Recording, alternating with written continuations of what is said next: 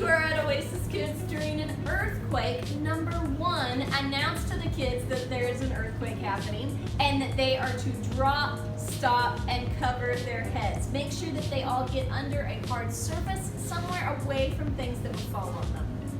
Number two, for your babies, you're going to place them into the plastic crib that we have in the sleeping room, and you're going to put the mattress of another crib on top of that to protect them from debris and things, and you're going to leave them in there until notified otherwise. For toddlers and for preschoolers, you're going to have them do the stop, drop, and cover method, and that is to put them under the tables, under chairs, anything to protect their head and their neck.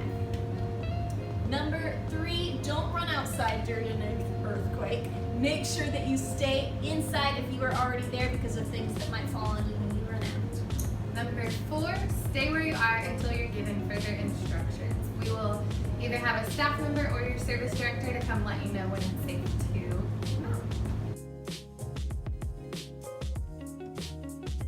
In every room, there's an evacuation plan located by the door, so make sure that you check this out for the room that you're in. Make sure you always grab your roster sheet and count your number of kids before you leave. Make sure that you have the accurate number that's on here, and then take this with you wherever you go. For preschool and toddlers, you're going to have the kids grab these ropes, which are located in the storage in the back of this preschool room and in the toddler cabinet. Each child would hold on to a circle, and the teacher holds on to the dangling rope ahead and leads the kids in a line to the evacuation area. In case of a fire or an evacuation, the walking rope for preschoolers is right here.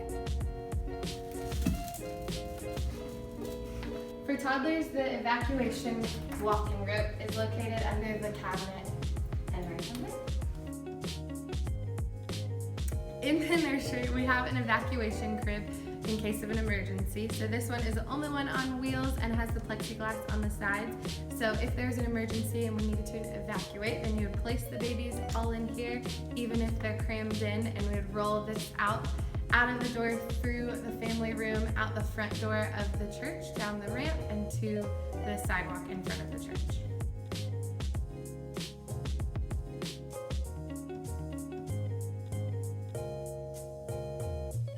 In case of a fire, number one, line the kids up at your classroom door.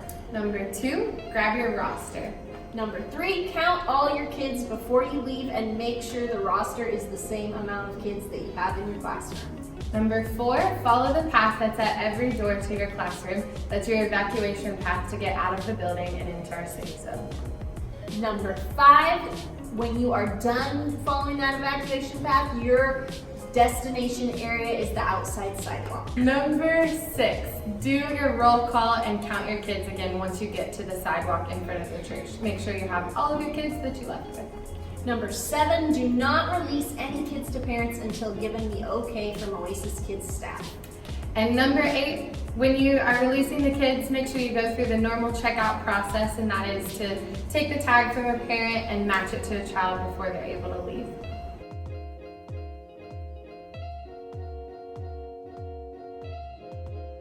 If you watch this video, then high five David this weekend and make sure that he misses your hand.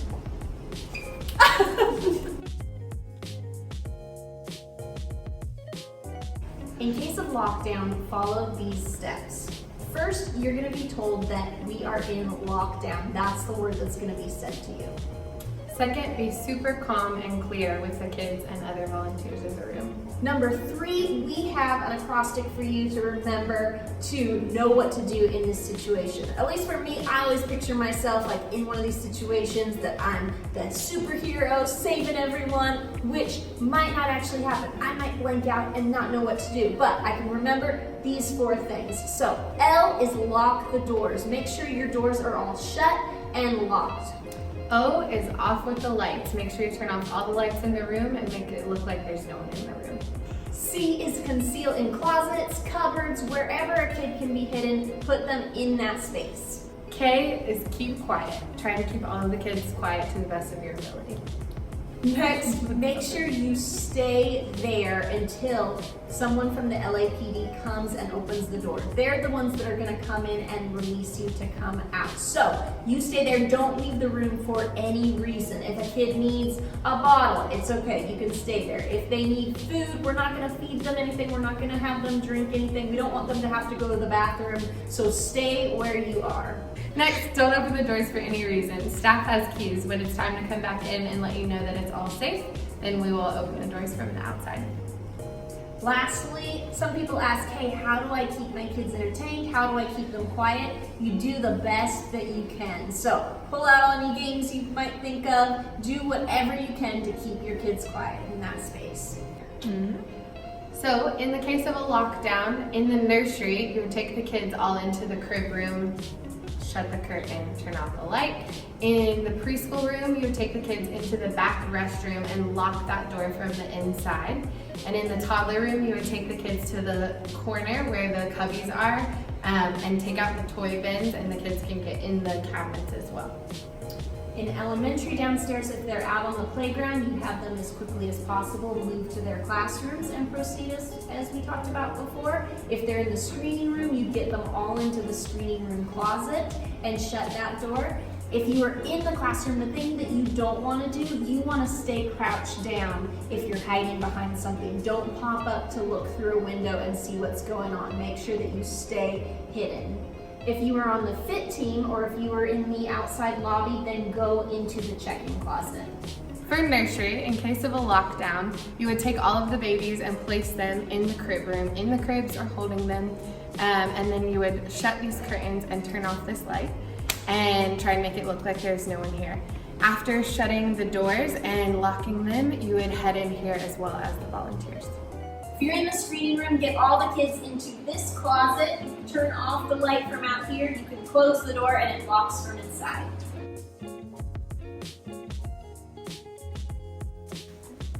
In the nursery, we also have, why do I keep doing this? Stop. Okay. In the preschool room, thumbs up. Fantastic. Number 6.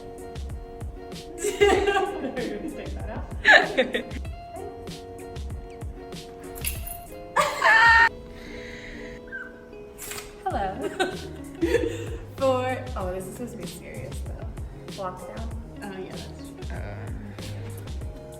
We're still rolling? yeah. Rolling. That was such a turn. Such a film director.